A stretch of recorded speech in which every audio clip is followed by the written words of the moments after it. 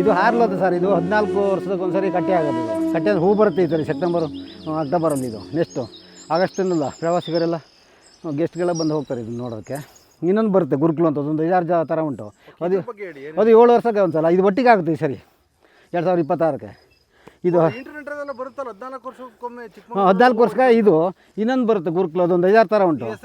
ಯಾರು ಇದು ಹಾರ್ಲು ಅಂತ ಇದಕ್ಕೆ ನಾವು ಇಷ್ಟು ದಪ್ಪ ಗುಂಡೆ ಗುಂಡೆಯಾಗಿ ಹೂವಾಗಿ ಹೋಗೋದು. ಇದು ಯಾವಾಗಲೂ ಡೈಲಿ ಹೂವಾಗಲ್ಲ, ಅದಕ್ಕೆ 14 ವರ್ಷಕ್ಕೊಂದ್ಸಲ ಕಟ್ಟೆ ಬರುತ್ತೆ. ಇದು ಸರಿ ಒಟ್ಟಿಗೆ ಆಗುತ್ತೆ ಎರಡು. ಗುಡ್ಡ ಒಳ್ಳೆ ಸುಂದರವಾಗಿರ್ತದೆ. ಈ ಸರಿ ಬಂದು ಪ್ರವಾಸಿಗರೆಲ್ಲ ಚೆನ್ನಾಗಿ ನೋಡ್ಕೊಂಡು ಹೋಗ್ಬೋದು. ಆಗಸ್ಟ್ ಸೆಪ್ಟೆಂಬರ್ ಜುಲೈಯಿಂದ ಶುರು ಆಗುತ್ತೆ.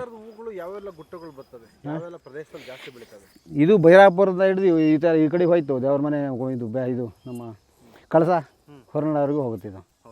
ಈ ಸರಿ ಇದೆಲ್ಲ ಆಗ್ಬೋದು. ಹೂವು ಅಲಂಕಾರ ಮಾತ್ರ, ಸಿಂಗಾರಕ್ಕೆ ಮಾತ್ರ. ಇಲ್ಲ ಇಲ್ಲ. ಇದು ಅನರ್ಥ. ಇದು ಮುಳ್ಳಂಗಿರಿಲಿ ಇದ್ರಲ್ಲಿ ಹೂವು ಬೆಳೆಸ್ತಾರೆ. ಅಲ್ಲೇನು ಹೂವು ಬೆಳೆಸಲ್ಲ. ಇದು 13 ಥರ ಹೂವು ಉಂಟು ಇದರಲ್ಲಿ ಗುಡ್ಡದಲ್ಲಿ. ಇದು ಅನರ್ಥ ಹೂವು ಅಂತೀವಿ. ಇಷ್ಟಾಗಲ್ಲ ಆಗುತ್ತೆ, ತೋರಿಸ್ತು ಮುಂದೆ ಹೂವು ಆಗಿರ್ಬೋದು. ಇದನ್ನು ಬಳಸ್ತಾರೆ, ಪೂಜೆಗೆ ಬಳಸ್ತಾರೆ ಅಲ್ಲಿ ಮುಳ್ಳಂಗಿರಿಲಿ. ಇದು ಸೇರ್ತದಕ್ಕೆ.